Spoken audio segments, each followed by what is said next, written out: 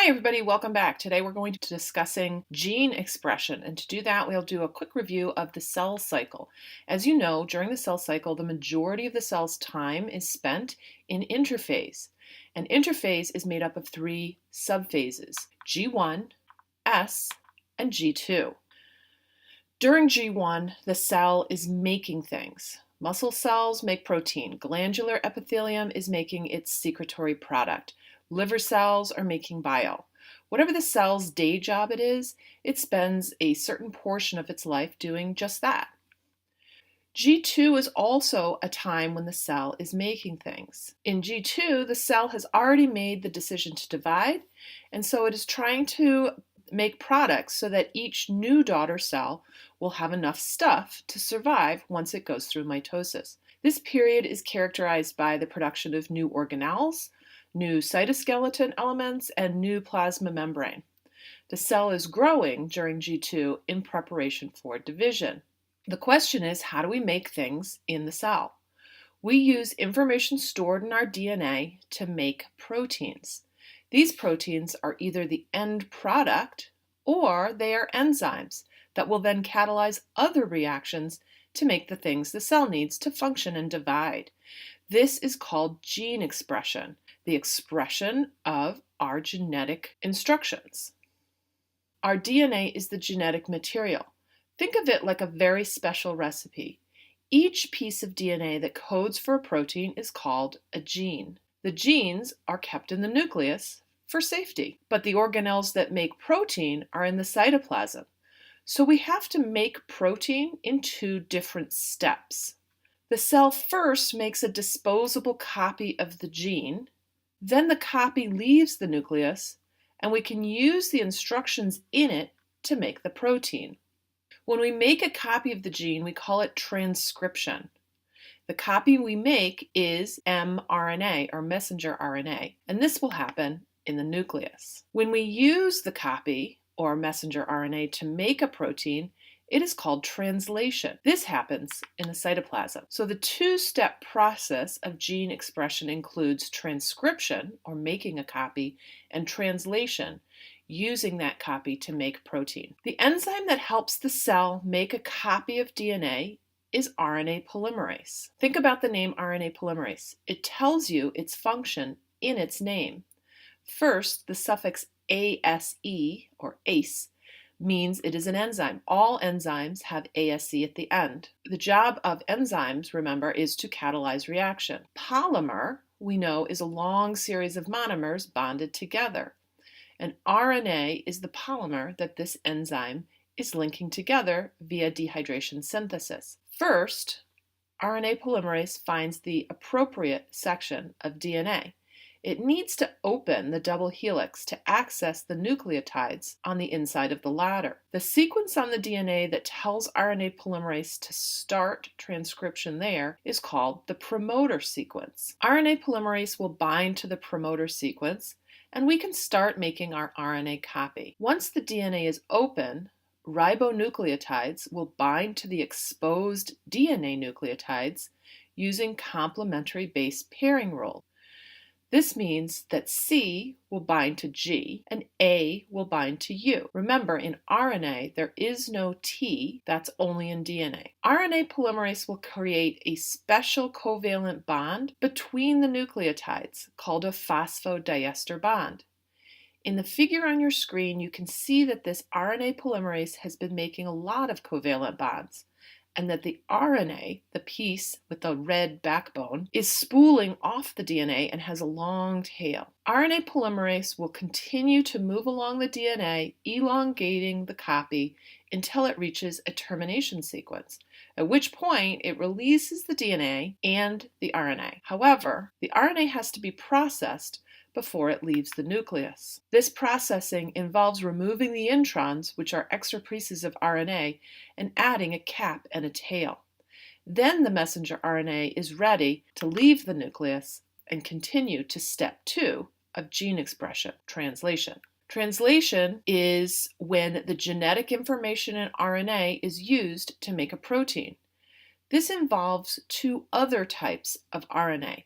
We've already talked about how we make the messenger RNA. But the ribosome is also made out of RNA. It is an enzyme that catalyzes the formation of peptide bonds in a protein. We call this type of RNA rRNA, or ribosomal RNA. The ribosome will read the genetic code and use it to translate the nucleotide message into amino acids. This is done by looking at sets of 3 nucleotides called codon. A third type of RNA, transfer RNA or tRNA, is necessary to help with the translation. It has an anticodon at one end of the molecule that will bind to the codon.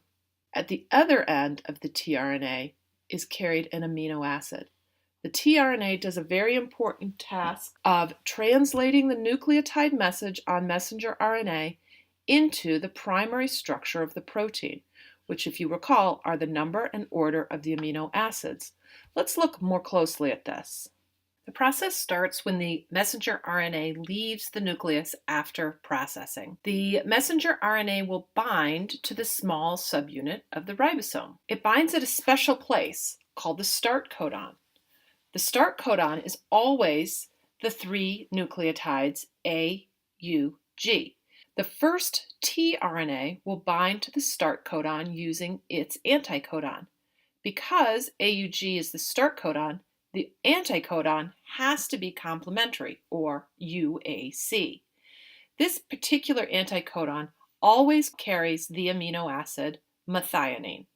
After the first tRNA is bound, the large subunit of the ribosome joins the complex.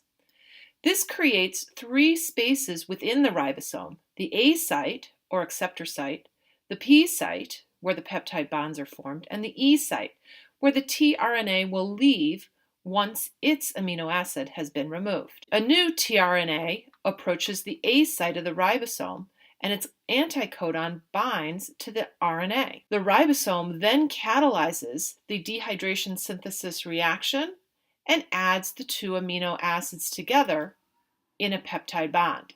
The ribosome continues to move down the messenger RNA so that there is always a new codon in the A site, and the old tRNA will exit from the E site.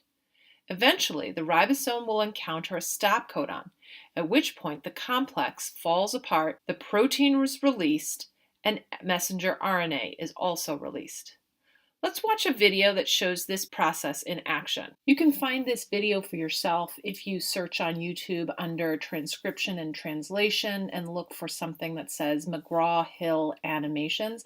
There are several different really good videos to give nice graphics to this. Really, any of them are fine. I chose this one because it shows both transcription and translation in the same video. Here we go. The instructions to make proteins are contained in our DNA. DNA contains genes. A gene is a continuous string of nucleotides containing a region that codes for an RNA molecule.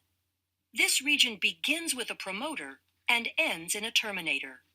Genes also contain regulatory sequences that can be found near the promoter or at a more distant location. For some genes, the encoded RNA is used to synthesize a protein in a process called gene expression. For these genes, expression can be divided into 2 processes: transcription and translation. In eukaryotic cells, transcription occurs in the nucleus, where DNA is used as a template to make messenger RNA. Then in translation, which occurs in the cytoplasm of the cell, the information contained in the messenger RNA is used to make a polypeptide. During transcription, the DNA in the gene is used as a template to make a messenger RNA strand with the help of the enzyme RNA polymerase. This process occurs in 3 stages: initiation, elongation, and termination. During initiation, the promoter region of the gene functions as a recognition site for RNA polymerase to bind. This is where the majority of gene expression is controlled, by either permitting or blocking access to this site by the RNA polymerase. Binding causes the DNA double helix to unwind and open. Then during elongation, the RNA polymerase slides along the template DNA strand. As the complementary bases pair up, the RNA polymerase links nucleotides to the 3' end of the growing RNA molecule. Once the RNA polymerase reaches the terminator portion of the gene, the messenger RNA transcript is complete, and the RNA polymerase, the DNA strand, and the messenger RNA transcript dissociate from each other. The strand of messenger RNA that is made during transcription includes regions called exons that code for a protein, and non-coding sections called introns. In order for the messenger RNA to be used in translation, the non-coding introns need to be removed, and modifications such as a 5' cap and a 3' poly A tail are added. This process is called Introns Splicing and is performed by a complex made up of proteins and RNA called a spliceosome. This complex removes the intron segments and joins the adjacent exons to produce a mature messenger RNA strand that can leave the nucleus through a nuclear pore and enter the cytoplasm to begin translation. How is the information in the mature messenger RNA strand translated into a protein? The nitrogenous bases are grouped into 3 letter codes called codons. The genetic code includes 64 codons. Most codons code for specific amino acids. There are 4 special codons, 1 that codes for start and 3 that code for stop. Translation begins with the messenger RNA strand binding to the small ribosomal subunit upstream of the start codon. Each amino acid is brought to the ribosome by a specific transfer RNA molecule. The type of amino acid is determined by the anticodon sequence of the transfer RNA. Complementary base pairing occurs between the codon of the messenger RNA and the anticodon of the transfer RNA. After the initiator transfer RNA molecule binds to the start codon, the large ribosomal subunit binds to form the translation complex, and initiation is complete. In the large ribosomal subunit, there are 3 distinct regions called the E, P, and A sites. During elongation, individual amino acids are brought to the messenger RNA strand by a transfer RNA molecule through complementary base pairing of the codons and anticodons. Each anticodon of a transfer RNA molecule corresponds to a particular amino acid. A charged transfer RNA molecule binds to the A site, and a peptide bond forms between its amino acid and the one attached to the transfer RNA molecule at the P site. The complex slides down 1 codon to the right, where the now uncharged transfer RNA molecule exits from the E site, and the A site is open to accept the next transfer RNA molecule. Elongation will continue until a stop codon is reached. A release factor binds to the A site at a stop codon, and the polypeptide is released from the transfer RNA in the P site. The entire complex dissociates and can reassemble to begin the process again at initiation. The purpose of translation is to produce polypeptides quickly and accurately. After dissociation, the polypeptide may need to be modified before it is ready to function. Modifications take place in different organelles for different proteins. That's it for today on Transcription and Translation. Thanks for listening. See you in class.